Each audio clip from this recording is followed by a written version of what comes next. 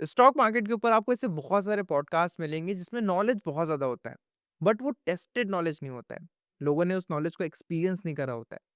But आज के इस पॉडकास्ट में जो हमारे गेस्ट हैं, मिस्टर आशीष, उनके पास स्टॉक मार्केट का 25 साल का एक्सपीरियंस है। 2001 में उन्होंने अपना पहला ट्रेड एग्जीक्यूट करा था और सिर्फ ट्रेडर ही नहीं, लेमन ब्रदर्स में वो काम कर चुके हैं। 2008 में जब वो बैंकरप्ट हुई तो he was part of that group. उसके बाद उन्होंने सीएमटी के तीनों लेवल्स 1 साल के अंदर पास करे एंड आज की डेट में he is a very successful trader. ये पॉडकास्ट आपके लिए बहुत ज़्यादा आई ओपनिंग होने वाला है और आपको एक फ्रेश पर्सपेक्टिव मिलेगा टुवर्ड्स टेक्निकल एनालिसिस, मार्केट को किस तरीके से देखना चाहिए। तो without any delay podcast start करते हैं। आशीष जी, आज के इस पॉडकास्ट में हम टेक्निकल एनालिसिस की सेकंड लेयर में जाने का हमारा एजेंडा है। मैं क्यों बोल रहा हूँ? बिकॉज़ टेक्निकल एनालिसिस एक बहुत ही ईज़ी टू लर्न कॉन्सेप्ट लगता है, स्पेशली जब आप सोशल मीडिया पे होते हो। 1 मिनट की रील्स हैं, हम भी एक्सप्लेन करते हैं बिकॉज़ लोगों को चाहिए होता है। आपको आधे घंटे, 1 घंटे क्रैश कोर्स मिल जाएँगे जहाँ पे आपको सारे candlestick patterns, chart patterns explained है। बट ऑफ कोर्स ये एक सरफेस लेवल नॉलेज है। आपने इतना सीएमटी के तीनों लेवल्स क्लियर करे हैं, आपने लेमन ब्रदर्स के साथ काम करा है and you are in this industry for more than a decade. तो आप क्या एडवाइस करोगे एक बिगिनर को जब वो मार्केट के अंदर आता है? What should be the like blueprint कि आप कैसे सीखो और क्या सीखो?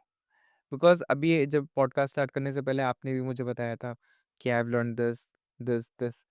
बट अगर मैं स्टार्ट कर रहा हूँ, तो क्या मेरे लिए सारी चीज़ें सीखना ज़रूरी है आज के पॉइंट पे? बिकॉज़ यू आर एजुकेटर तो मेरे ख्याल से आपको आना भी चाहिए हर चीज़।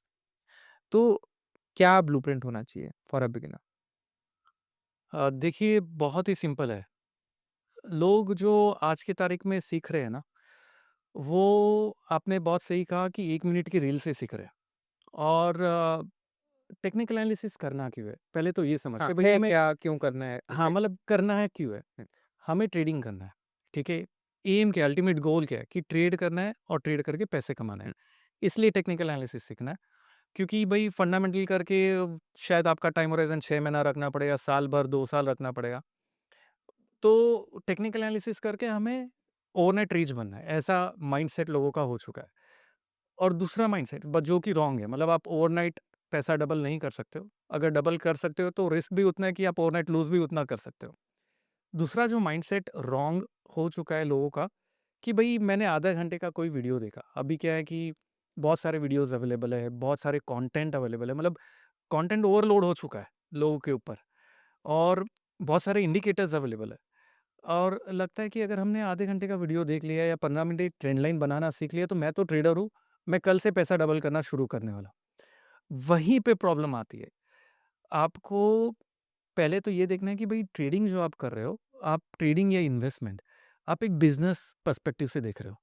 कि भई हर बिज़नेस का एक जेस्टेशन पीरियड होता है। अगर आप कोई भी बिज़नेस शुरू करना है, हलवाई की दुकान भी अगर आप चलानी है तो भई जेस्टेशन पीरियड होता है, आपको दुकान भाड़े पे लेनी है, ये करना है, इंग्रीडिएंट बनाना है, उसके बाद प्रोडक्ट अच्छा बनाना है कि लोग लें। वही चीज़ ट्रेडिंग में है। पहले आपको समझना है कि भई आपकी ट्रेडिंग पर्सनैलिटी क्या है? कि भई आप इंट्राडे करना चाहते हो, आप ओवरनाइट करना चाहते हो, आप स्विंग ट्रेडिंग करना चाहते हो या आप इन्वेस्टर हो, पहली चीज़। दूसरी चीज़ आपको देखनी है, आपका रिस्क एपेटाइट क्या है? क्या आप उतना रिस्क लेने के लिए रेडी हो? आप बोलोगे यार मेरे पास तो जॉब भी नहीं है। मैंने थोड़े बहुत पैसे ले लिए, फ्रेंड से ले लिए या डैड से ले लिए, उसको मैं डाल रहा हूँ और उस पे मैं ट्रेड कर रहा हूँ। और वो ट्रेड करने के लिए फिर तीसरी चीज़ इसके बाद में आती है कि भई आप कौन से मेथड को यूज़ करके ट्रेड करना चाहते हो। तो टेक्निकल एनालिसिस अगर आपको शुरू करना है, पहले तो आपको अपना गोल सेट करना होगा कि भई आप कर किस चीज़ के लिए हो। उसके अंदर आपको समझने के लिए सिंपल वे से आपको मेथड्स को समझना होगा। कि इट्स नॉट ओनली अबाउट कि एक ट्रेंड लाइन बनाया या एक चार्ट पे देखा और वहां पर बोल दिया कि यहाँ बाय करना है यहाँ सेल करना है मैं कर लूंगा। दूसरा सबसे बड़ा चैलेंज क्या आ गया है, हर जन कहता है आज के दिन में अगर आप देखोगे हर जन एक ही चीज कहता है मैं तो प्राइस एक्शन ट्रेडर हूँ। मैं कितने जन से बात करता हूँ पूछता हूँ भाई प्राइस एक्शन ट्रेडर हो तो प्राइस एक्शन ट्रेडर मतलब क्या, मतलब वो भी समझना चाहिए प्राइस एक्शन ट्रेडर मतलब क्या। पहले तो क्वेश्चन मेरे दिमाग में भी होता है क्या जो हम हर चीज कर रहे हैं वो प्राइस एक्शन ही है। अगर मैं बाय कर रहा हूँ तो मैं प्राइस एक्शन ही है, सेल कर रहा हूँ तो प्राइस ही कर रहा हूँ ना, मैं और कुछ तो बाय सेल कर ही नहीं रहा हूँ। मैं 2 ही चीज़ बाय और सेल करता हूँ, एक तो प्राइस है और एक टाइम है।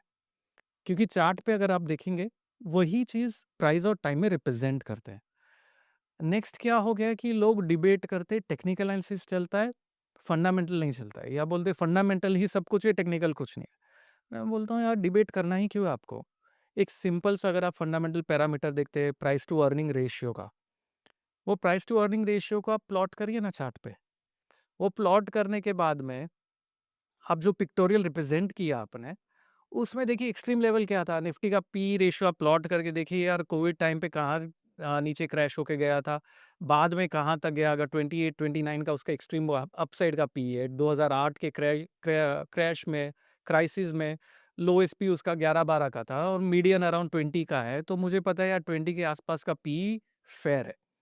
अब इस डेटा को मैं याद तो नहीं रख सकता, तो मैं इसको एक फॉर्म में चार्ट के फॉर्म में प्लॉट कर देता हूँ। तो वो जो हमने प्लॉट किया उसको आप टेक्निकल एनालिसिस कह दो, या आप उसको कह दो यार ये तो फंडामेंटल का डेटा है, या उसको जो कहना है कह दो, फ़र्क क्या पड़ रहा है? ये इन्फॉर्मेशन से आप कैसे उसे यूज़ कर सकते हो, अपनी ट्रेडिंग या इन्वेस्टमेंट डिसीजन को, वहाँ पर बहुत इम्पोर्टेंट पॉइंट आता है कि इस इन्फॉर्मेशन को मैंने देखा कि भई ये 20 का मीडियन होता है, निफ्टी का पी रेशियो अभी चल रहा है 18 पे, बैकवर्ड लुकिंग, तो भई मतलब ये ओवर वैल्यूड तो नहीं है। अभी ये थोड़ा-सा फेयर वैल्यू या अंडर वैल्यूड हो चुका है। अभी मुझे जाके स्टॉक्स ढूँढना शुरू करना है या सेक्टर ढूँढना शुरू करना है जो आउट परफ़ॉर्म कर सकते हैं next phase of the market में। एक बहुत इम्पोर्टेंट चीज़ जो समझनी ये भी है, हर फ़ेज़ मार्केट का एक लीडर इमर्ज होता है, एक सेक्टर एक लीडर की तरह इमर्ज होता है। 2000 में आपको भी पता होगा आईटी सेक्टर लीडर की तरह इमर्ज हुआ था, फिर वो हमने क्रैश देखा, सारी चीज़ हुई। 2003 के बाद में 2004-5 के बाद में मुझे अच्छे से याद है, रियल एस्टेट का जो बज़ आया था स्टॉक्स में, बहुत सारे स्टॉक्स थे। लोगों को तो पता भी नहीं होगा यूनिटैक और वो जो ₹3 से सर चल के 3000 गए थे। वो स्टॉक्स उस टाइम के फ़ेज़ में थे। सुज़लॉन स्टॉक जो अभी भी लिस्टेड है, शायद आपको पता भी होगा, वो स्टॉक चल के गया था करीबन 300-400 रुपए पे गया था, फिर वो आ गया था ₹4 पे। तो वो एक लीडर की तरह इमर्ज हुए थे, जिन्होंने बहुत ज़्यादा स्पेकुलेट करके डिमांड जनरेट की, जो एक्सट्रीम पी रेशियोज़ पे चले गए, फिर वो क्रैश हो गए, सस्टेन नहीं कर पाए और फिर वापस से नया लीडर इमर्ज हुआ। तो हर एक साइकिल में एक लीडर इमर्ज होता है। तो जब आपने स्टडी कर लिया है कि भई मार्केट ओवर वैल्यूड नहीं है, फेयर वैल्यूड है, अंडर वैल्यूड है, उसके बाद आप जब अप्लाई करना शुरू करते हो, भई आज लीडर क्या इमर्ज हो रहा है? जैसे हमारी बात भी हो रही थी कि आईटी सेक्टर अभी लीडर नहीं है।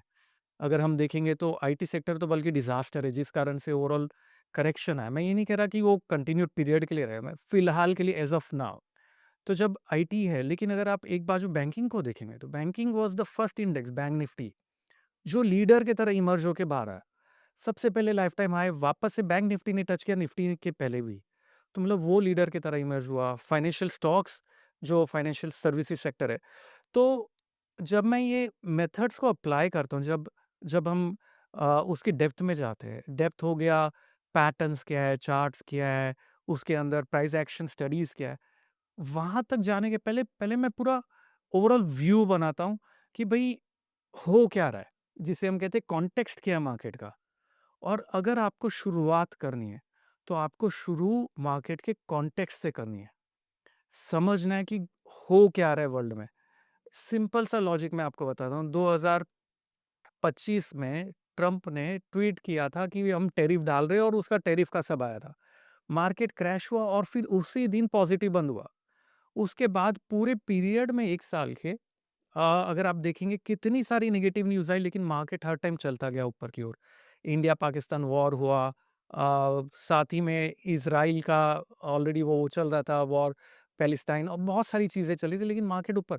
तो ये जो इन्फॉर्मेशन है इसे मैं कहता हूँ कॉन्टेक्स्ट, कि आज मैं अगर सुबह उठा हूँ, तो आज मेरा मूड क्या होना चाहिए? मार्केट को देख के, चार्ट्स को देख के, ओवरऑल व्यू को देख के, वो डिसाइड करना है। उसके बाद हमें टेक्निकल एनालिसिस में घुसना है। बहुत अच्छी इनसाइट्स आपने दी। मैं थोड़ा-सा इसको ब्रेक करूँगा, आप मुझे हाँ, बताना करेक्ट करना इफ हाँ, आई एम रॉन्ग कि अगर कोई बिगिनर मार्केट के अंदर आ रहा है, तो सबसे पहले तो ये आइडेंटिफ़ाई करो कि आपको चाहिए क्या? क्योंकि मार्केट आप ये समझो एक मिठाई की दुकान भी है, समोसे भी हैं उसमें, आपको हाँ, डिफरेंट डिफरेंट चीज़ें मिलेंगी। बिल्कुल, चलिए, आपको क्या पसंद है? बिल्कुल। स्विंग करना है, इन्वेस्टिंग करनी है, इंट्राडे करना है या फिर हाँ, कौन-सी कैटेगरी में आपको हाँ, आना है। और depending on the risk capacity, जैसे अगर बिल्कुल। आप फुल टाइम जॉब करते हो, आपके पास टाइम ही नहीं है तो आप इन्वेस्टिंग ही कर सकते हैं। हाँ, ट्रेडिंग में आपको टाइम देना ही पड़ेगा एंड उसके बाद फिर आपको मार्केट का थोड़ा कॉन्टेक्स्ट समझने की ज़रूरत है। हाँ, अब यहाँ पे नेक्स्ट फ़ॉलो क्वेश्चन ये आता है कि जब लोग मार्केट को सीखने आते हैं, अभी प्रॉब्लम ये भी है कि इंडियंस को ना हमेशा स्कूल्स में भी बहुत रटना सिखाया गया है। हाँ, हाँ, they also treat trading like a science कि हाँ, ये होगा तो ये होगा, हाँ, हाँ, हैमर बनेगा तो ये होगा, शूटिंग हाँ, स्टार बनेगा ये होगा, हाँ, ट्रायंगल पैटर्न भी ये होता है एंड अब क्योंकि जब वो सीखते भी हैं तो आपको लेजिट एग्जांपल्स ही दिखाए जाते हैं, ये हुआ तो हाँ, ये हुआ बिल्कुल। एंड एज़ अ बिगिनर जब मैंने भी ये वीडियोज़ देखी थी और जो लोग देखते भी हैं वो इस बात से रिलेट कर पाएँगे। अगर मैंने फ्राइडे को वो वीडियो देख ली है, मैं 2-3 दिन इतना एक्साइटेड रहता था कि मंडे को मार्केट ओपन होते ही मैं कुछ हाँ, तो हर्षद मेहता जैसा कर दूँगा। हाँ, हाँ, बिल्कुल। बट फिर आप मंडे होता है और फिर आपको समझ में आता है कि रियलिटी हिट होती है। रियलिटी हिट होती है एंड फिर धीरे-धीरे रियलाइज़ेशन आता है कि मार्केट फिक्स्ड रूल्स के हिसाब से नहीं चलता है। देयर इज़ नो बिल्कुल, सर्टेन रूल कि ये होगा, ये बिल्कुल। होगा। तो हमने रूल्स तो समझ लिए, सीख लिए बट उसके पीछे की साइकोलॉजी नहीं समझी कि भाई वो क्यों काम करते हैं और हाँ, क्यों फेल हो जाते हैं। बिल्कुल। तो थोड़ा-सा हम इस साइकोलॉजी में घुसना चाहते हैं ऑफ टेक्निकल एनालिसिस। तो देखिए, बहुत सही कहा आपने कि जो हम नई चीज़ सीखते हैं ना, जैसे मेरे आपके साथ भी हुआ होगा, मेरे साथ भी हुआ है, ऐसा नहीं कि नई चीज़ सीखे तो इतना एक्साइटमेंट हो जाता है कि यार कल से ही मैं तो मार्केट तो यार बना ही दूँगा, मैं तो डबल कर ही दूँगा। वो एक्साइटमेंट हो जाता है कि भई ये तो पता ही है मुझे। अभी प्रॉब्लम क्या आती है मालूम है? मार्केट को अगर आपको बॉटम लाइन ये है, आपको ट्रेडर बनना है और आपको पैसे बनाने हैं वहाँ से। तो आपको पूरी की पूरी ट्रेडिंग जर्नी को है ना डिवाइड करना पड़ेगा। इसमें से जो 30-35% पार्ट है ना, वो आपका मेथड है। अदर 30% है वो रिस्क मनी मैनेजमेंट है। ओके, इसको मेथड और रिस्क मैनेजमेंट को भी आप थोड़ा हाँ, एक्सप्लेन करिएगा। यस। दूसरा 30% है वो साइकोलॉजी जो अभी आपने पूछा। बाकी 5% बचता है लक। वो रैंडम है, लक तो कैंसल हो जाएगा। आज कमाओगे कल नुकसान हो जाएगा लक के कारण। ठीक है। तो लोगों का सारा फ़ोकस खाली एक ही पार्ट पे है, 30% 35% ऑफ मेथड। अच्छा मेथड हाँ, जो आपकी बाकी स्ट्रैटेजी है, ब 30% बस स्ट्रैटेजी अब फिर आपने क्या बताया? Trading psychology trading psychology and और risk money risk management. Management. हाँ, तो बाकी चीज़ों पे लोग फ़ोकस ही नहीं कर रहे। वो अभी जैसे मैंने शुरुआत में भी कहा कि भई अगर आपको अच्छा पकवान बनाना है, उसमें नमक का जो इंग्रीडिएंट है वो भी सही होना चाहिए, साथ में गैस की सिकाई भी सही होनी चाहिए, उसके साथ में आप जो चीज़ तेल भी बराबर होना चाहिए, जो चीज़ चॉप करके समोसा बनाना है अच्छा, तो अच्छे चीज़ों को आपको बराबर से मिक्स करके तलना होगा तब जाके बनेगा। तो ये मार्केट में ट्रेडर्स बनाने के लिए ये इंग्रीडिएंट्स है और उसमें आपको तपना भी पड़ेगा। तपने का मतलब है आपको नुकसान भी झेलना पड़ेगा, लेकिन उतना ही नुकसान झेलना है कि आप अपना पूरा कैपिटल वाइप आउट ना कर दो।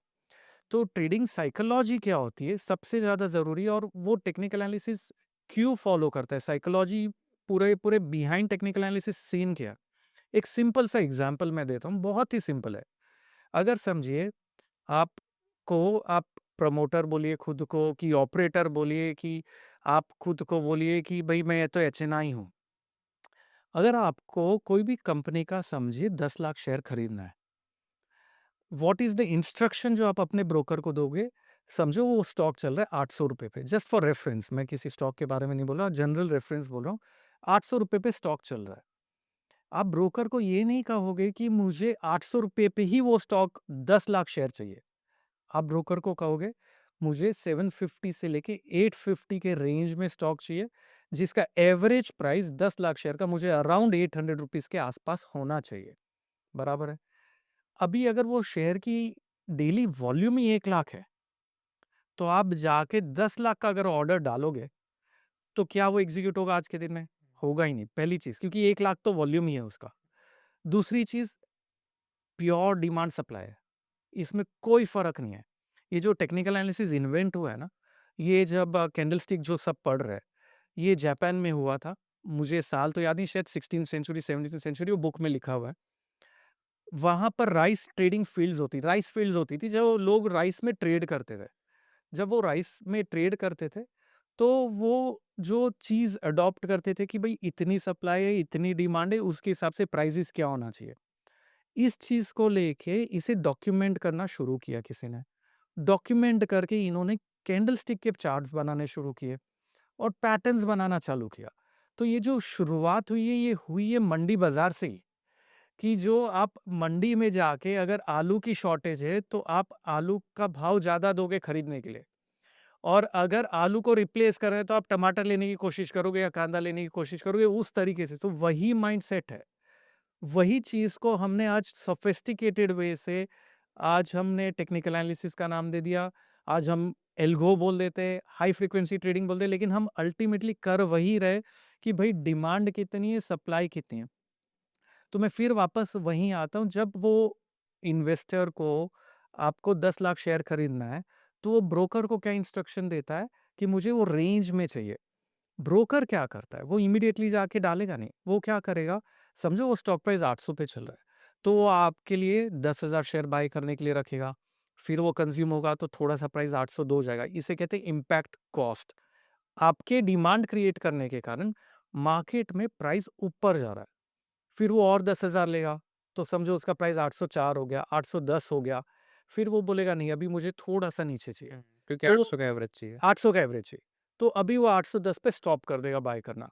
होगा तो उसने अगर 10,000 या 20,000 स्टॉक लिए, तो उसमें से वो 1,000 2,000 बेचने भी डाल देगा। Hmm, he is not price rigging, he is just trying to get the best of it, which we call, जैसे मैं लीमन में काम करता था, लीमन ब्रदर्स में, नोमुरा में भी। वो बात अलग है कि मेरी कंपनी बैंकरप्ट हो गई थी यूएस की। बहुत कुछ देखा है। तो इसे कहते हैं ऑर्डर स्लाइसिंग। तो वो पैकेट्स के फॉर्म में डिवाइड कर देते हैं कि भई मैं 10 लाख को पैकेट्स के फॉर्म में डिवाइड करूँगा, over the period of 1 month में इसे एक्यूमुलेट करूँगा। और ये एक्यूमुलेट जो मैं करूँगा, तो प्राइसेज़ ऊपर जाएँगे, लेकिन मैं ये इंश्योर करूँगा कि भई ये 810 के ऊपर ना जाए, हुँ, या 850 के ऊपर ना जाए, 830 के ऊपर, एक लेवल डिसाइड करेंगे। वहाँ जाके मैं मेरा मेरा थोड़ा-सा स्टॉक्स ऑफलोड करना चालू कर दूँगा, जिससे क्या होगा कि और लोग पार्टिसिपेट करेंगे, वो ऑफलोड करेंगे, प्राइसेज़ फिर नीचे आएगा। जैसे ही मेरे रेंज में आ गया, 790 के आसपास है, मैं फिर एक्यूमुलेट करना चालू करूँगा।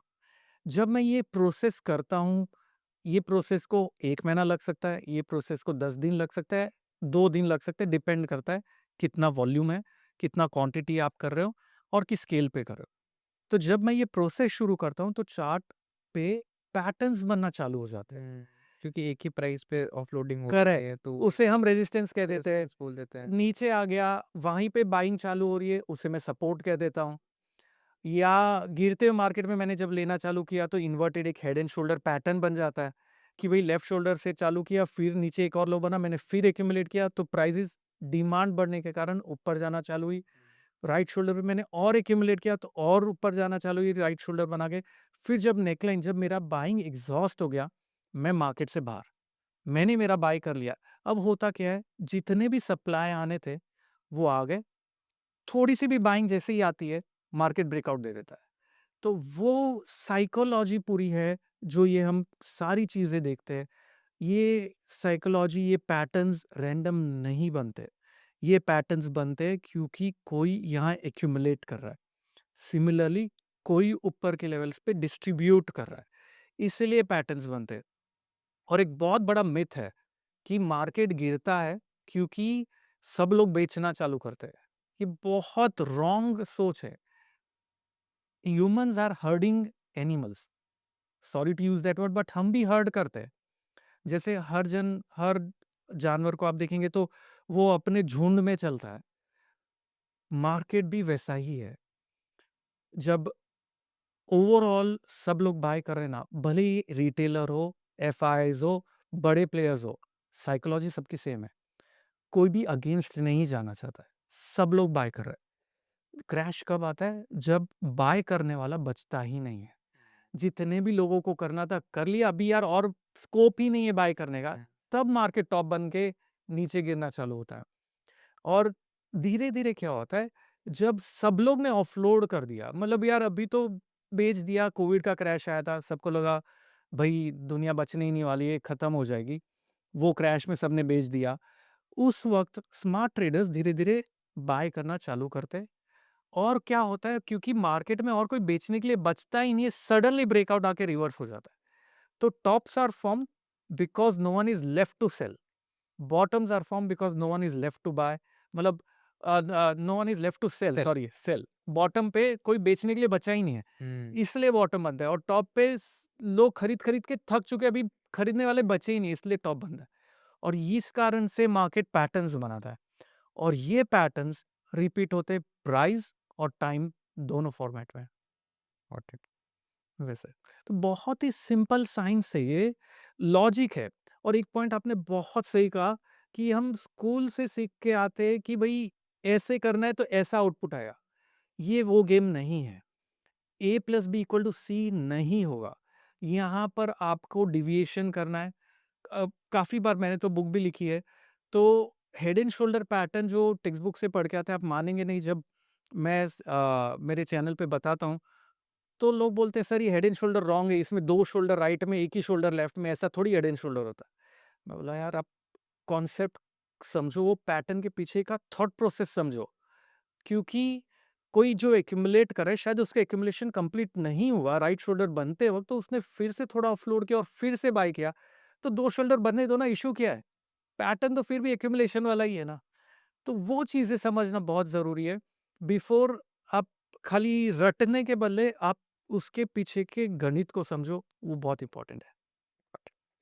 अभी हमने थोड़ा साइकोलॉजी पे समझने की कोशिश करी और ये बहुत इंसाइटफुल था, क्योंकि ये वो नॉलेज है जो यूट्यूब वीडियोज़ में नहीं होता है, बिल्कुल, क्योंकि लोगों को चाहिए भी नहीं। मैं सच बिल्कुल, बताऊँ आशीष जी, बिल्कुल।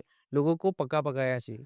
सही उनको बात है। नहीं जानना है खिचड़ी कैसे बनी, बस उन्हें खिचड़ी बनी हुई अपनी प्लेट में चाहिए। हाँ, हाँ, बट ऑफ कोर्स अगर आपको एक सीरियस ट्रेडर बनना है, अगर आप प्रोफ़ेशन की तरह ट्रेड करना चाहते हो, तो ये सारी चीज़ें आपको सीखनी पड़ेंगी। लोगों को बिल्कुल। भी ये समझने की ज़रूरत है कि स्टॉक मार्केट इतना मतलब आसान पैसा बनाने के लिए सबसे मुश्किल जगह है।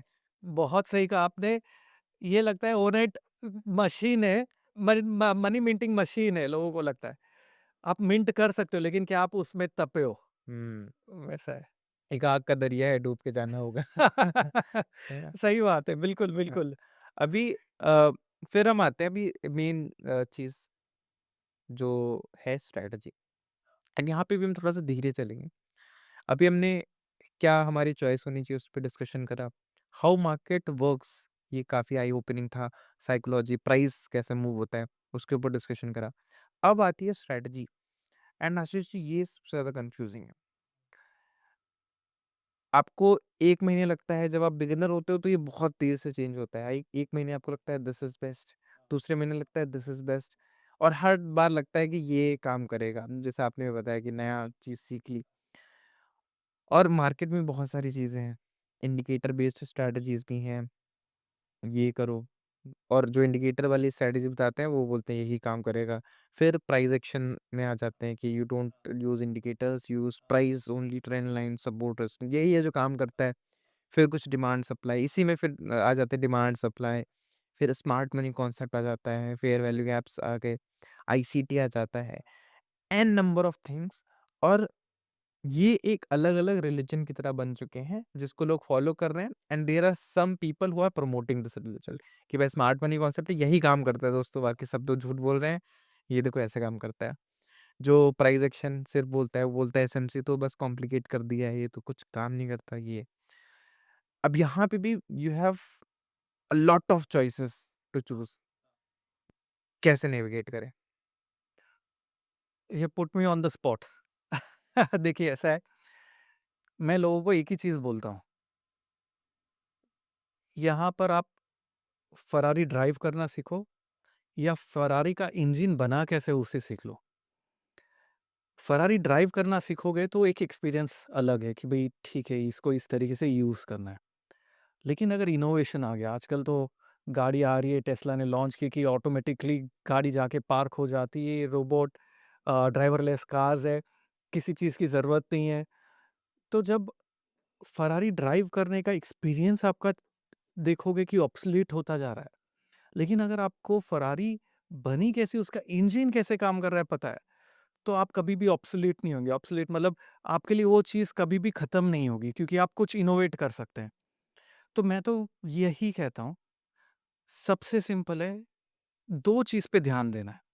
जो जो भी देख रही है इस चीज़ को, खाली मैं बहुत इम्पोर्टेंटली बता रहा हूँ, 2 ही चीज़ पे आपको सबसे पहले फ़ोकस करना है, क्योंकि आप वही कर रहे हो, प्राइस और time. Majority of the traders जो भी कर रहे हैं, वो खाली इंडिकेटर्स पे फ़ोकस कर रहे हैं। जैसे सिंपल एमएससीडी पे सिग्नल आ गया तो बाय कर लिया, क्या यहाँ पर ऑप्शंस डेटा देख लिया कि ईओआई डेटा देख लिया। मैं कह रहा हूँ वो सब देखिए, लेकिन आपका पहला फ़ोकस होना चाहिए प्राइस और टाइम। क्योंकि जब आप स्टॉक को बाय कर रहे हो और जब आप उसको सेल कर रहे हो, आप ये नहीं कहोगे कि मैंने आरएसआई बाय किया या सेल किया। आप अगर आप आज अच्छा ट्रेड निकाला और आप अपने दोस्त से मिलोगे तो आप उसको क्या कहोगे, यार मैंने तो आज निफ्टी को बाय किया था, 24,000 पे बाय किया, मैंने 24,100 पे बेच दिया। आप उस तरीके से बात करो। आप ये नहीं कहोगे कि मैंने आरएसआई जब 60 गया तब मैंने बाय किया, आरएसआई जब 80 गया मैंने बेच दिया ओवरबॉट। ये सब गलत चीज़ है। जो इंडिकेटर है वो प्राइस का डेरिवेटिव बनाया हुआ है और आप डेरिवेटिव के बेसिस पे डिसीजन ले रहे हो कि मैं बाय करूं सेल करूं। आपका फोकस होना चाहिए प्राइस पे। साथ में इंडिकेटर से आपको कन्विक्शन मिलेगा, कॉन्फिडेंस मिलेगा, एक एक वार्निंग सिग्नल मिल सकता है, जैसे कि भाई डाइवर्जेंस आ गया तो एक वार्निंग सिग्नल मिल गया। तो मैं पहले सभी लोगों को ये कहना चाहूंगा, जब आप शुरू कर रहे ट्रेडिंग की जर्नी, आप चार्ट को देखिए। जब मैंने शुरू किया था ना, आप मानेंगे नहीं, मैं स्क्रीन के ऊपर खाली चार्ट को प्राइस को लगा के रखा रहता था और मैं उससे घूरता रहता था। 2007 में मेरी शादी हुई थी और मैं रात को 2 बजे बैठ के स्क्रीन को देख ही रहा हूँ। तो बहुत चैलेंजिंग मोड था मेरे लिए, क्योंकि हम एक-दूसरे को जानते नहीं थे और उन्हें लग रहा था किसी पागल के साथ शादी हो गई है, जो स्क्रीन को देख रहा है। तो पॉइंट ये है कि जब आप उस चार्ट को देखते रहोगे ना, आपको उससे प्यार हो जाएगा, लगाव हो जाएगा। जब ऐसा फीलिंग आएगा ना, तब लगेगा यार ये तो इस तरीके से बिहेव करना चाहिए। और उसे फिर हम जब ट्रेड करेंगे, फिर आप इंडिकेटर लगाइए, आरएसआई लगाइए, या आप ऑप्शंस डेटा यूज़ करिए, या स्मार्ट मनी कॉन्सेप्ट यूज़ करिए, आप जो यूज़ करना है फिर करिए। फिर उस नज़रिए से आप देखना चालू करिए, बहुत ही अलग वे से चार्ट दिखेगा। सिंपल सिंपल कॉन्सेप्ट्स को अगर आप यूज़ करोगे ना, जैसे मैं सिखाता भी हूँ, 3 कैंडलस्टिक रूल है ट्रेड सेटअप में, जिससे पता चलता है कि भाई ओवरऑल ट्रेंड क्या है? वो कहते हैं ना, trend is your friend, trend के साथ ट्रेड करो। तो मेरा दिमाग में क्वेश्चन हमेशा यही आता था, सुना बहुत है ट्रेंड के साथ ट्रेड करो। आइडेंटिफाई कैसे करूँ कि ट्रेंड चेंज हो गया है, कि कौन से टाइम फ्रेम पे देखूँ, कि मैं वीकली पे देखना है, कि 1 आवर पे देखना है, कि 5 मिनट पे देखना है? वहाँ पर कन्फ्यूज़न हो जाता है। ऊपर से हज़ारों इंडिकेटर डाल रखे, कोई बोलता है एमएसीडी यूज़ करो, कोई बोलता है स्टोचैस्टिक करो, कोई आरएसआई करो, कोई ये करो, कोई बोल रहा है, मतलब इतने सारी चीज़ें हैं। लोग उसी में कंफ्यूज हो जाते हैं। मैं तो कह रहा हूँ आप उसमें से खाली 1, 2, 3 चीज़ें यूज़ करो और उसी पे बिल्डअप करो, अपनी पूरी की पूरी जो गाड़ी है आपकी, वो उस पे ही बिल्डअप करो। अगर आप सिंपल कॉन्सेप्ट है, अगर आप एमएसीडी देखो कि आरएसआई देखो, मोर और लेस इंडिकेटर का काम वही है। मे बी थोड़ा-सा उसमें आपको बेटर इंडिकेशन मिल सकता है आपके कन्वीनियंस के हिसाब से। और आपको अपनी ट्रेडिंग पर्सनैलिटी के हिसाब से चूज़ करना है चीज़ों को। जैसे महाभारत आपने देखी होगी, अर्जुन भी जो अपने वेपन्स यूज़ करता था, वो ऐसे नहीं कि कर्ण ने अगर ये हथियार यूज़ किया तो मुझे भी वही करना है, नहीं। जो उसमें उसके स्किल्स में माहिर हो वो यूज़ करना है आपको। तो आपको ये आइडेंटिफ़ाई करना है कि आपको क्या अपील कर रहा है, आपको कौन से कॉन्सेप्ट अपील कर रहे हैं और आप उसमें कितना घुस रहे हो, कि आप उसको अगर रात को 2 बजे भी उठा के पूछो तो आप बोल सकते हो कि ये इंडिकेटर या ये प्राइस या ये टाइम के बेसिस पे इस तरीके से करना चाहिए। उतना डीप डाइव करना है। प्रॉब्लम है, अटेंशन स्पैन लोगों का कम हो चुका है। लोग पहले पिताजी के ज़माने में बोलते थे मैं लॉन्ग टर्म इन्वेस्टर हूँ, मतलब 3 साल। फिर आया कि लॉन्ग टर्म इन्वेस्टर मतलब 1 साल। अभी का लॉन्ग टर्म इन्वेस्टर, अच्छा 2 महीना रखना पड़ेगा लॉन्ग टर्म के लिए? वो डेफ़िनेशन ही चेंज हो गया रिलेटिवली। तो जो इन्फ और दूसरी चीज़ हो गई, इन्फॉर्मेशन ओवरलोड हो गया। तो इन्फॉर्मेशन ओवरलोड नहीं करना है। आपको 2-3 चीज़ें खुद से सिलेक्ट करनी है और आपको उसके ऊपर बिल्डअप करना है।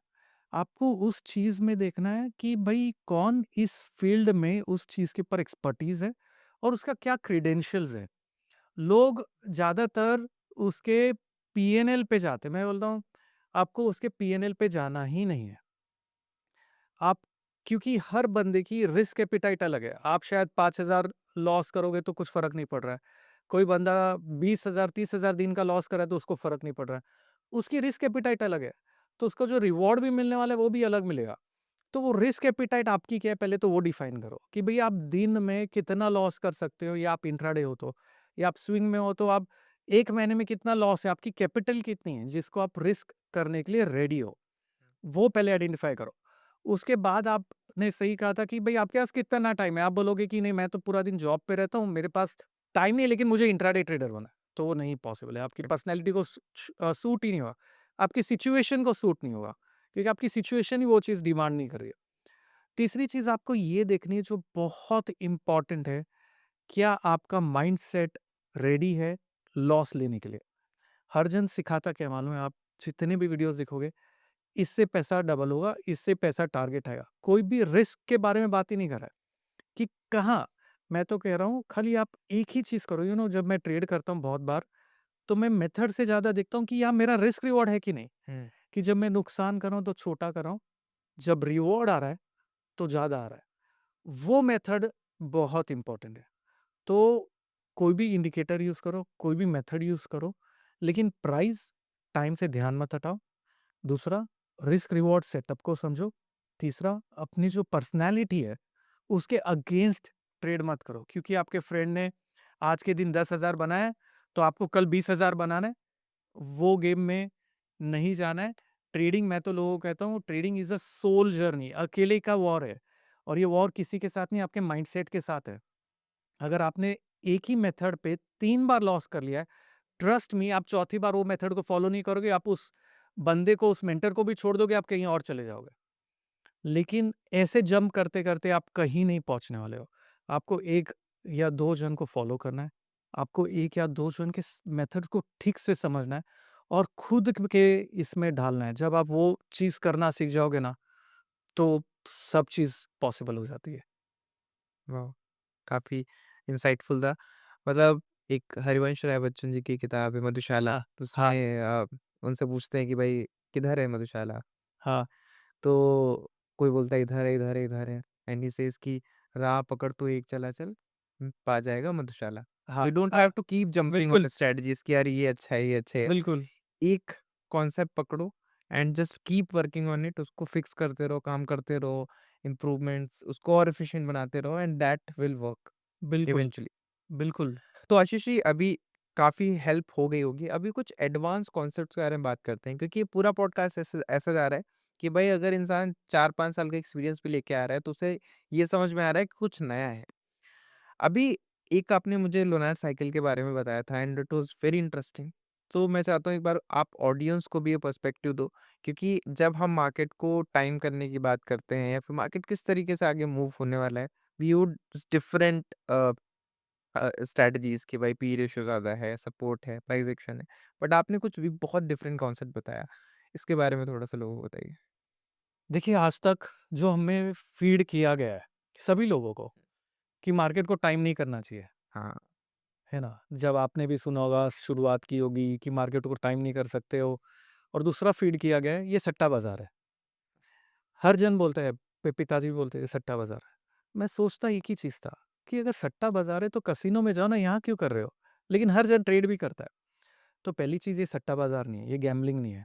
एक सिस्टमैटिक वे है जिसमें प्रोबेबिलिटी है कि भई इतना सक्सेस रेशियो इतना है। दूसरा है, मार्केट को टाइम करना पॉसिबल है। कैसे? और ये सब कैसे पॉसिबल है? सिंपल सा उदाहरण देता हूँ। दुनिया में जितनी भी चीज़ें हैं, हर चीज़ साइक्लिकल पैटर्न में चल रही है। 24 आवर्स डे में होता है, 365 डेज़ इन अ ईयर होता है। हर चीज़ साइकिल से चल रही है। हम जो कुंभ की बात करते हैं, महाकुंभ 144 ईयर्स में रिपीट होता है।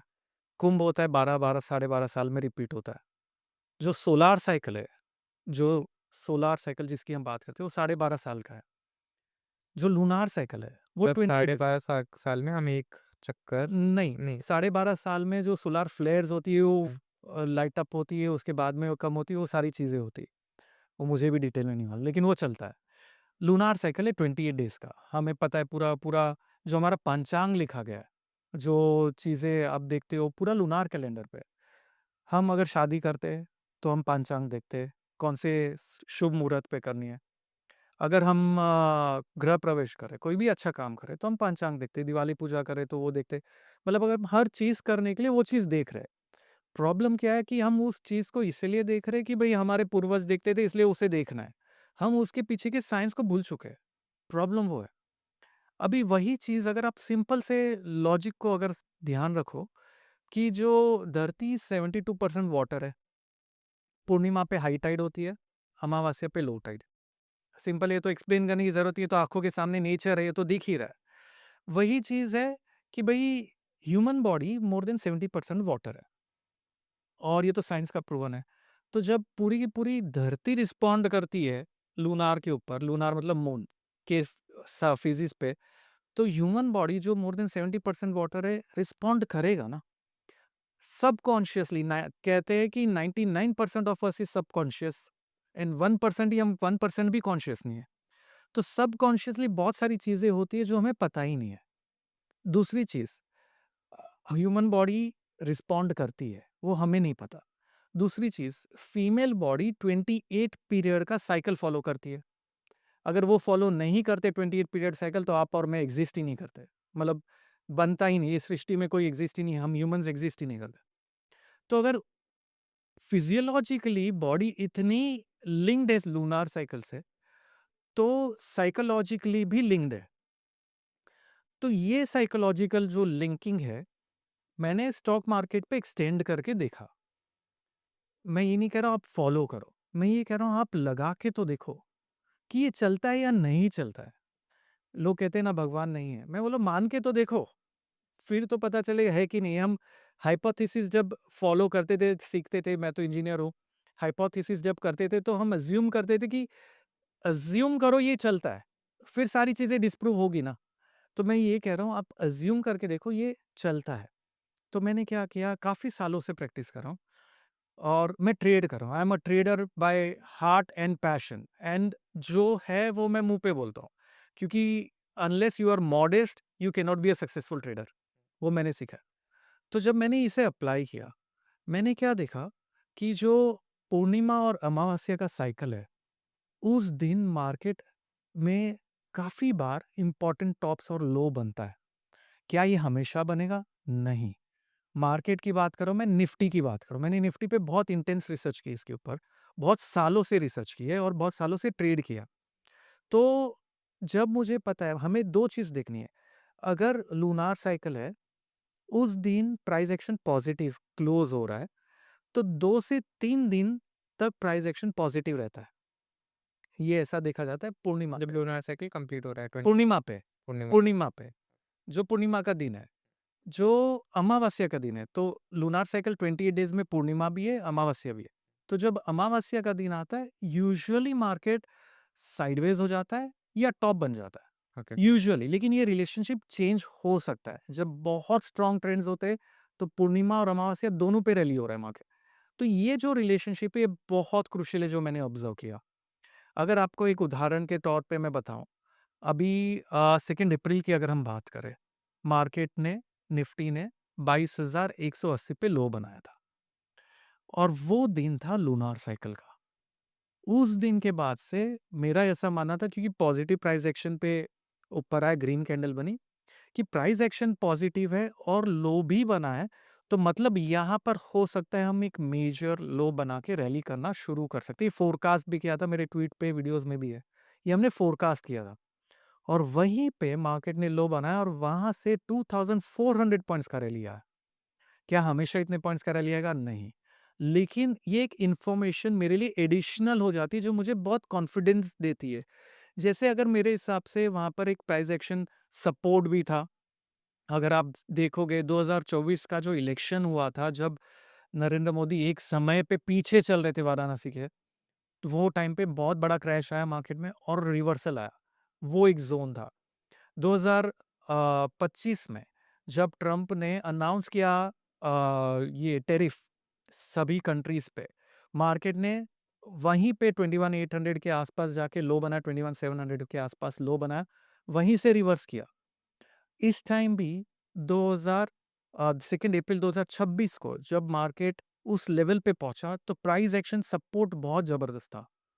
लेकिन कंफर्मेशन जब उसने ग्रीन कैंडल बनाई और वो बना वो भी पूर्णिमा के दिन, जब मेजरली पूरे के पूरे फॉल में पूर्णिमा से मार्केट ने पॉजिटिव क्लोज किया है और उसी दिन बना, तो मेरा कन्विक्शन ट्रेड लेने का बहुत ज़्यादा बढ़ गया और जो कॉन्फिडेंस है ना, वो डबल हो जाता है कि भई नहीं, यहाँ पर स्टॉप लॉस बन जाता है, रिस्क रिवॉर्ड बन जाता है और उसके बाद जब आप ट्रेड करते हो ना, तो वो जो फ़ियर होता है ना, लोग बोलते हैं ना फ़ियर है, डर लग रहा है, वो कम हो जाता है।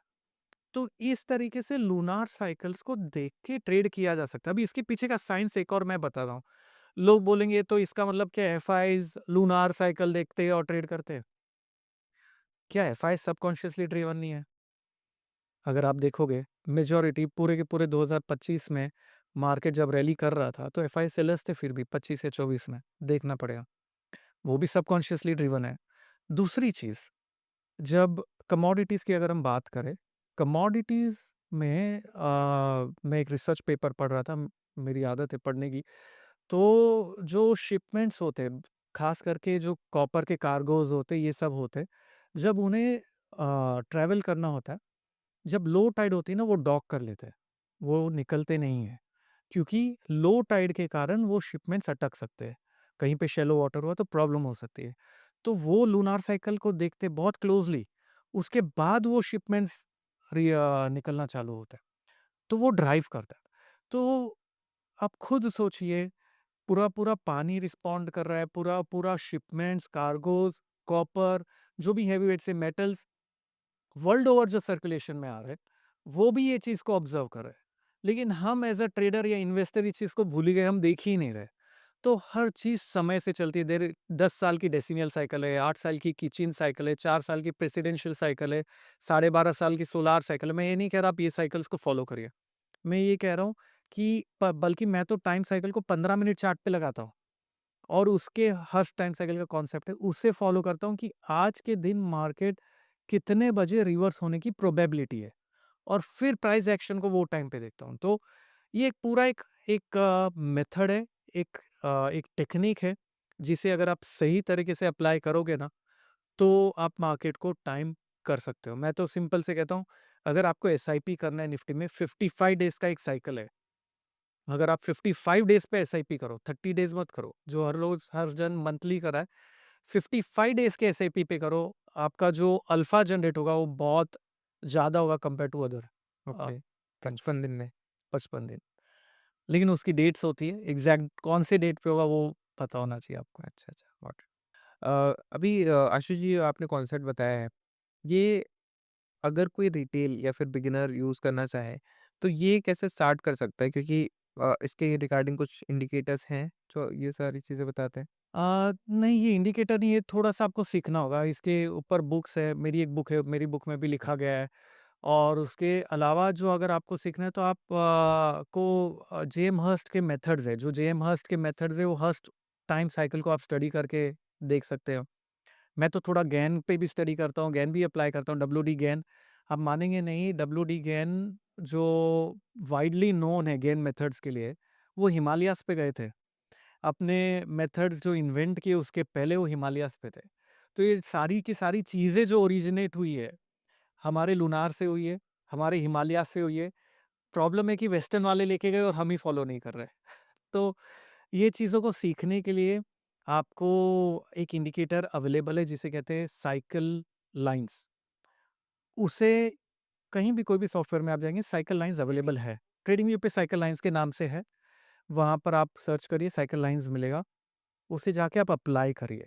एक लो पॉइंट को पिकअप करिए। ज 15 मिनट चार्ट की बात कर रहा हूँ, क्योंकि बहुत सारे जन बड़ा टाइम फ्रेम नहीं ट्रेड करते, ज़्यादातर लोग शॉर्टर टाइम फ्रेम पे 15 मिनट चार्ट पे अप्लाई करिए। एक लो को पिक करिए और देखिए नेक्स्ट लो कहाँ आ रहा है, ठीक है? और थर्ड लो कहाँ आ रहा है। आपको वो पीरियड ऐसे सिलेक्ट करना है कि ये 3 लो कनेक्ट हो जाए बस। जैसे हम ट्रेंड लाइन बनाते हैं ना, कि भाई 3 पॉइंट को कनेक्ट करें प्राइस पे, वैसे ही टाइम पे एक लो लीजिए, दूसरा कनेक्ट हो रहा है, तीसरा हो रहा है कि नहीं वो चेक करना है। 2 तो पॉइंट चाहिए। जब तीसरा कनेक्ट होगा तो मतलब ये साइकिल शायद काम कर रही है, और अगर ये साइकिल काम कर रही है, इसे अप्लाई करना चालू करिए और इसके साथ प्राइस एक्शन को देखिए। तब आपको समझ में आएगा कि इतने सिंपल से अगर आपने प्राइस एक्शन और एलियट वेव भी एक कॉन्सेप्ट है जो मैं करता हूँ यूज़, लेकिन वो थोड़ा-सा टाइम लगता है सीखने को, लेकिन टाइम को सीखना मुश्किल नहीं है। टाइम को आप जल्दी सीख सकते हो, जल्दी अप्लाई कर सकते हो। प्रॉब्लम यहाँ आती है कि आप वो सीखने के बाद इतना एक्साइट हो जाते हो कि आपको लगता है ये रॉन्ग हो ही नहीं सकता है। ऐसे लगता है कभी-कभी कि ये गलत जाएगा ही नहीं, वही समय रॉन्ग होता है। तो आपको रिस्क मैनेज करना चाहिए टाइम के साथ भी जब आप उसे अप्लाई कर रहे हो तो। और जैसे कि मैंने शुरुआत में भी कहा था, ट्रेडिंग जर्नी में मेथड खाली 35% है। बाकी चीज़ों पे भी आपको फ़ोकस रखना है, वो बहुत ज़रूरी है। और साथ ही में आपको मार्केट में पैटर्न्स जो ढूँढते हैं ना, वो इस तरीके से देखना है कि जो 1987 का क्रैश था, वो क्रैश, 2020 का कोविड क्रैश, 2026 में जो क्रैश आया, ये सब बहुत सिमिलर है, कुछ नया नहीं हो रहा है। आप देखेंगे तो हर टाइम लगता है कि 29 का जो डिप्रेशन में क्रैश आया था, वो अलग चीज़ थी, ये अलग है, नहीं। क्योंकि जो मार्केट को ड्राइव कर रहे हैं ना, वो 2 ही इमोशन है, फ़ियर एंड ग्रीड। वो चेंज नहीं होगा। उसका एग्ज़ीक्यूशन स्पीड चेंज हो सकता है। जो चीज़ों को वो टाइम पे टाइम लगता था, अभी बिकॉज़ ऑफ टेक्नोलॉजी एग्ज़ीक्यूशन बहुत फ़ास्ट हो गया है। तो आप लेकिन फ़ियर और ग्रीड बिल्कुल भी बदला नहीं है। बहुत ही सिंपल है। 2008 में जो मेरे साथ हुआ, लिहमन ब्रदर्स में काम करता था, सबप्राइम क्राइसिस थे, लेकिन मैनेजमेंट हमें बुला के बोलता था, "आपको डरने की ज़रूरत नहीं है।" डिक फुल जो तभी के चेयरमैन थे, फेड की बोर्ड सीट पे है, हमें तो कुछ नहीं हो सकता। लेकिन यार मार्केट पनिश करे जा रहा है, स्टॉक $20 पे, $10 पे, $5 पे गिर ही जा रहा है। तब मैंने रियलाइज़ किया यार ये तो स्टॉक तो गिरे जा रहा है, लेकिन कंपनी वाले तो बोल रहे कुछ इश्यू नहीं है। ये सब अगर फेयर वैल्यू के नीचे चल रहा है, आपके पास अगर पैसे होते तो आप खुद बाय कर लो, मतलब इतना अंडर वैल्यूड हो गया है, ये तो मार्केट सेंटिमेंट है। और वन फाइन डे सितंबर 2008 में अनाउंसमेंट एक मेल आया, अनाउंस किसी ने नहीं किया, एक मेल आया कि Lehman brothers chapter 11 bankruptcy file कर चुका है। चैप्टर 11 बैंक्रप्सी मतलब हमारे पास पैसे नहीं है, हम रन नहीं कर सकते कंपनी, बैंकरप्ट हो चुके हैं। तब रियलाइज़ हुआ कि मार्केट ऑलरेडी आपको बता रहा था गड़बड़ है, लेकिन आप मार्केट पे ध्यान ही नहीं दे रहे हो। आप तो न्यूज़ पे ध्यान दे रहे हो। तो बहुत इम्पोर्टेंट हो जाता है। अभी भी बहुत बार मुझे क्वेश्चन्स आते हैं कि वॉर वाला सिनेरियो है, इवेंट है, मार्केट तो वॉर से चलता है। ट्रम्प कुछ ट्रुथ सोशल पे डाल देगा तो मार्केट ऊपर है, डाल देगा तो नीचे है। मैं उन सभी लोगों को एक चीज़ बोलना चाहता हूँ। जो गैप क्रिएट होता है, वो इवेंट के कारण होता है।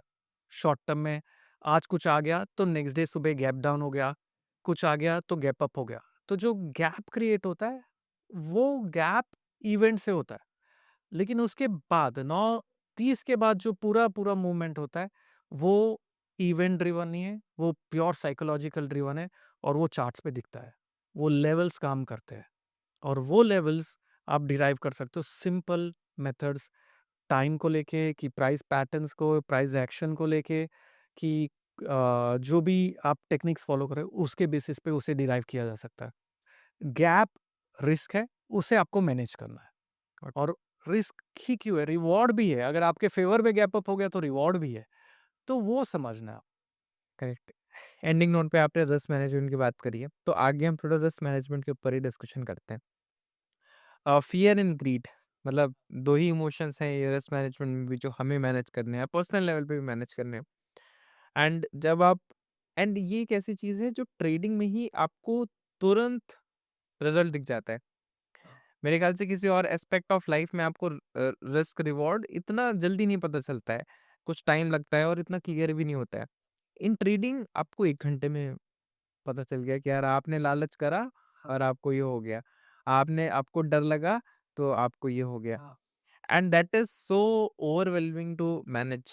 मुझे याद है जब मैंने ट्रेड करना शुरू करा था, मैं भी स्टॉप लॉस फॉलो करता था कि यार ₹500 का लॉस ही लेके जाना है, क्योंकि सिखाया गया है। और जब भी आप किसी बिगिनर को बोलो कि यार इतना लॉस लेना है, वो भी समझेगा इस कॉन्सेप्ट को कि हाँ, ये करना है। बट फिर मुझे 500 से 600 का लॉस हो गया। अब मैं ये वेट कर रहा हूँ कि यार थोड़ा-सा रिकवर हो जाए। ये 500 के फ़ेवर में आएगा तो मैं कर लूँगा। वो और गिर गया, 1000 पहुँच गया। अब लग रहा है कि यार 500 पे कर लेना चाहिए था। बट कोई नहीं, एक कैंडल बनेगी, ग्रीन बनेगी तो है ही। कितना ही कि गिरेगा? हाँ, कुछ तो आएगा होप। हाँ, हाँ, अब यहाँ पे मेरा सिस्टम, स्ट्रैटेजी हाँ, सब कुछ अलग हो गया है। Now I am working on hope, बिल्कुल, उम्मीद। बिल्कुल। फिर वो 1500 हो गया, 2000 हो गया। ये मेरा पहला अ, एनकाउंटर था टुवर्ड्स रिस्क उस मैनेजमेंट। उसमें और क्या हुआ होगा, जो स्टॉक ट्रेडिंग के लिए लिया था, आप शायद उसके साथ शादी करके लाइफ टाइम के लिए रख हाँ, हाँ, देते। आपने इन्वेस्ट कर लिया। मुझे याद है उस टाइम पे यूपीएल एक स्टॉक था, और ये सारी चीज़ें ना कभी-कभी आपको रिवॉर्ड भी कर देती है, तो ये आप हाँ, उसमें हाँ, और कॉन्फिडेंट हो जाते हाँ, हो। हाँ, आई रिमेंबर एक यूपीएल का स्टॉक कोविड के टाइम पे बहुत अच्छा परफ़ॉर्म करता भी था वो, अभी तो ठंडा पड़ा है।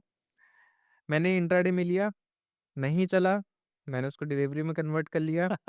कुछ दिन तक उसका लॉस रहा, फिर एकदम से आई डोंट नो व्हाई वो बहुत हाँ, बढ़ा, तो मुझे उसमें 20-25% का प्रॉफ़िट हो गया, तो कॉन्फिडेंस भी आ जाता है। हाँ, इसी तरीके जब आप बिगिनर्स को देखेंगे ना, तो they have theories about market, हाँ, सुनने में बहुत मज़ा आता है। हाँ, मेरे खुद के रिलेटिव्स हैं, कज़िन्स हैं, दे कॉल मी, मैं बोलता हूँ म्यूचुअल फंड में करो, ईटीएफ में करो, डोंट ट्रेड। हाँ, बट 2-3 महीने बाद उन्हें एक पैटर्न समझ में आता है कि यार ये बीएससी का स्टॉक है। मैंने कहा हाँ। कह रही है 10:30 बजे ना, 10:30 बजे ये करता है। हाँ, हाँ, तो कुछ भी हो, जब गिरे तो ले लो, फिर बढ़ जाएगा। हाँ, तो ये आप तरीके होते हैं, गिरे तो ले लो, फिर रिकवर हो हाँ, जाता है। तूने कौन बताया कि कुछ स्टॉक कभी रिकवर नहीं हुए? बट तो एंडलेस थ्योरीज़ हैं लोगों की मार्केट में, हाँ, और हर इंसान को लगता है कि आई हैव क्रैक्ड इट, कि क्योंकि अभी ये बिगिनर्स लक चल गया, तो वो फुल बिल्कुल, फेथ में बिल्कुल, हो जाता है कि यार ये तो हाँ, होगा ही होगा। हाँ, रिस्क मैनेजमेंट, अब फिर से वही, if you are a beginner, आप अभी-अभी मार्केट में आए हो, एक्सपीरियंस भी है, किस तरीके से आप देखते हो? बिकॉज़ आपने हर टॉपिक पे एक फ्रेश पर्सपेक्टिव प्रोवाइड हाँ, करा है। हाँ, जिस तरीके से लोग या मेजॉरिटी देखती है, आपने एक डिफरेंट पर्सपेक्टिव प्रोवाइड करा। हाँ। तो रिस्क मैनेजमेंट को किस तरह से देखना चाहिए? देखिए, आपने बहुत ही सही कहा। लोग हैं ना, अपना जब नए-नए ट्रेडिंग में आते हैं ना, तो बिगिनर्स लक बिल्कुल काम करता है और वो बहुत डेंजरस है। क्योंकि वो बिगिनर्स लक में क्या होता है ना, आपका क्लैरिटी नहीं होती लेकिन कॉन्फिडेंस ज़बरदस्त होता है और उसमें आगे डिज़ास्टर हो जाता है। तो आपको पहले तो एक चीज़ करनी है कि जो स्टॉक को आपने ट्रेडिंग के लिए रखा है, उसको ट्रेडिंग के लिए ही रखो। उससे शादी करके उसको लाइफ टाइम के लिए इन्वेस्टमेंट में मत डालो।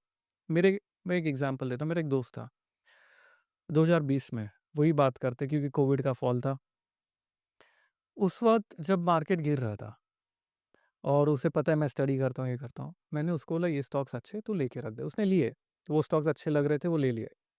लेकिन क्या है कि फॉल था, मार्केट 1 आध 2 दिन और गिरा। तो बोला नहीं-नहीं ऐसे थोड़ी चल रहा है, मैं तो सब बेच दिया, मैंने मेरा म्यूचुअल फंड भी बेच दिया।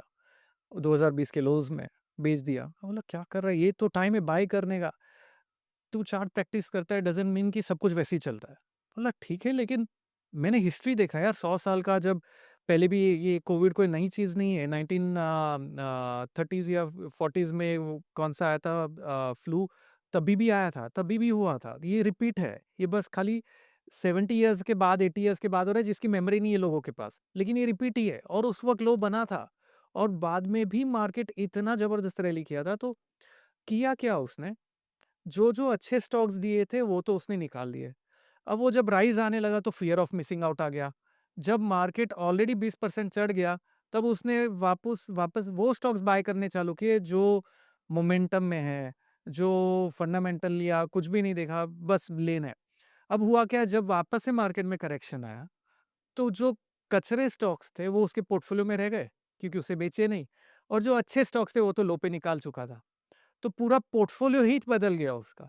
तो ये बहुत बड़ा चैलेंज हो जाता है कि भई आप जो स्टॉक्स को इन्वेस्टमेंट के लिए रखे हो, दूसरा प्रॉब्लम क्या होता है, जब कोई स्टॉक पे 5% भी बन रहा होता है ना और अगर आपने ये वो चीज़ें यार प्यासे को अगर पानी मिल जाए कि भई 5% मेरे देखे हुए अरसा हो गया, 10 दिन हो गए या 10 घंटे भी हो गए तो आपको लग रहा है कि अरसा हो गया यार 5% मिल रहा है या 2% मिल रहा है तो ये तो लेके निकल ही जाते हैं। तो क्या होता है कि आपको पानी मिल गया प्यासे को तो वो 2% भी लेके निकल जाएगा। फिर बाद में जब वो देखता है कि वो स्टॉक जब 2% में निकल गया, वो जब 10% गया, 15 गया, तो वो उसमें लालच आता है कि यार मैं तो 2 पे निकल गया, स्टॉक देगा 15 चला गया, फिर वो वापस बाय करता है उस स्टॉक को। फिर उसमें रुकता है और उसमें 10% नीचे जाता है।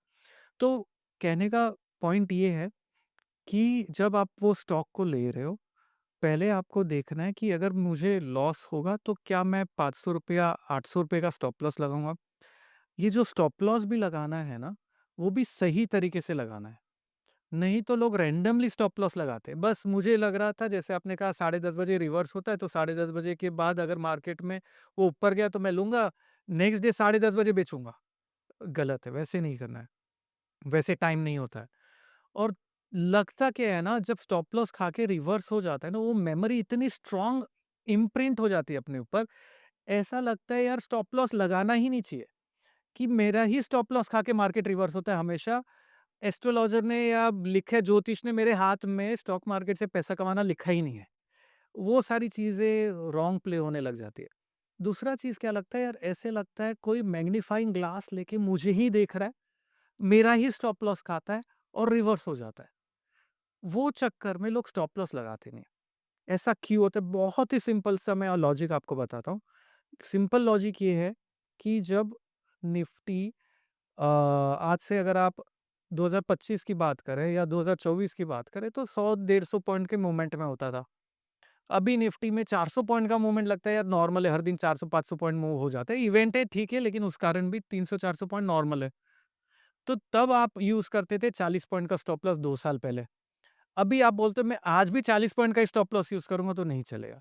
करेक्ट। क्योंकि अभी मार्केट की वोलैटिलिटी बढ़ गई है, मार्केट का रेंज बढ़ गया है, मेबी प्राइसेज़ तभी 18,000 पे थे, अभी 24,000 पे आ गए तो रेंज बढ़ गया है, उसका एक एटीआर इंडिकेटर होता है वो बढ़ गया है।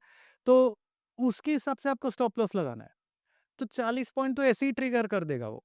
भले ही आप 2 घंटे का अगर रेंज देखोगे, एक 2 घंटे का रेंज देखा जाता है, 1 घंटे का रेंज देखा जाता है मार्केट का, वो इंडिकेटर का नाम है एवरेज ट्रू रेंज, एटीआर।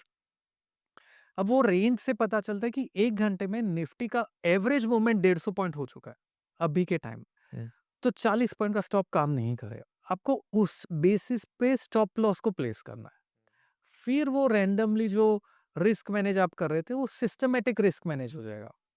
वो सारी चीज़ों को करना है और ये ओवरवेल्म नहीं होना है यार, ये तो टाइम भी बात कर रहे हैं, ये तो एटीआर भी लगाने बोल रहे हैं।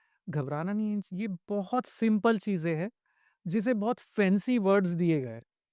सिंपल सी चीज़ है, आप अगर नहीं भी करना एटीआर मतलब आप खाली एक चीज़ को ऑब्ज़र्व करो, पिछले 6 दिन में हर दिन हाई और लो कितना था मार्केट का? 200 था, 300 था, 100 था, 400 था। उससे आपको पता चल गया दिन की रेंज कितनी है। हर घंटे में, 1 दिन में, कल के दिन में कितने रेंज में मूव हुआ, उससे आपको घंटे की रेंज मालूम चल गई। अभी आप स्टॉप लॉस अकॉर्डिंगली उसके हिसाब से लगाओ। ये सिंपल तरीकों को मेज़र करो, अपने आप काम बनता है। डन। आशीष जी, अब मैं बात करूँगा थोड़ा-सा ट्रेडिंग एज़ अ प्रोफ़ेशन की। क्योंकि ये एक ऐसा प्रोफ़ेशन है जो लोगों ने एटलीस्ट विटनेस तो नहीं करा है। जैसे हमारे फैमिली में कोई ना कोई इंजीनियर है, कोई ना कोई डॉक्टर है, तो वी नो कैसा लाइफ़स्टाइल होता है, क्या प्रॉब्लम्स हैं, क्या पर्क्स हैं, क्या रिवॉर्ड्स हैं, क्या रिस्क हैं, सब पता होता है। बट आप इतने सालों से ट्रेड कर रहे हो एंड आपने मतलब 2008 2011 से आपने बताया शुरू कर दिया, तो ऑलमोस्ट 13-14 साल हो गए। बहुत एक करियर है जो आप बोल सकते हो कि भाई मैंने ट्रेडिंग करके निकाला है। तो ये कितना रिवॉर्डिंग है? क्या इसके पर्क्स हैं? क्या नुकसान हैं? क्योंकि सोशल मीडिया पे सिर्फ़ इसके फ़ायदे गिनाए जाते हैं एंड जब आप बिगिनर होते हो तो आपको फ़ायदे ही दिखते हैं। मुझे ट्रेडिंग के बारे में तब पता चला व्हेन आई वाज़ 15-16, तो अब वो एज भी ऐसी होती है जहाँ पे आप हर चीज़ को 10 एक्स करते हो, कि बुरा भी लगा तो 10 एक्स, एक्साइटमेंट है तो 100 एक्स है। तो मुझे पता चला ट्रेडिंग होती है, फिर मैं 1 हफ्ते तो इस ज़ोन में रहा कि लोग काम क्यों करते हैं? क्यों है बिल पापा उठ के जॉब करने जा रहे हैं, ट्रेनिंग करनी चाहिए, सबको ट्रेनिंग करनी चाहिए, it is a very good profession. But फिर धीरे-धीरे रियलिटी समझ में आती है। तो आप इसमें 13-14 साल से हो, व्हाट इज़ द रियलिटी? आप मुझे एक बार बताइए? देखिए, मैंने पहला ट्रेड मेरा डाला था 2001 में। हुँ, 2001, ओह! 25 साल 25 साल हो गए। 25 साल हो गए। बट वो तो जॉब भी फिर आपने बीच में करी। हाँ, तो तभी मैं जब पहला ट्रेड 2001 में डाला था, तभी मैं कुछ एमबीए या इंजीनियरिंग कर रहा था। पिताजी ने कोई सब ब्रोकरशिप ली थी अच्छा, और एक बंदा आता था वहाँ ट्रेड करता था। वो उसके लिए एक स्पेशल सॉफ्टवेयर बनवाया था। तभी वो टाइम पे ये सब फैंसीज़ तो थे नहीं, सिर्फ स्पेशल सॉफ्टवेयर। और वो कहता था 2001-2002 की बात होगी वो स्केल लेके मॉनिटर हमारे बड़े वाले होते थे, वो मॉनिटर के ऊपर स्केल से ऐसे प्राइस को मेज़र करता था। बोलता ये यहाँ से यहाँ जाएगा और वैसा होता था।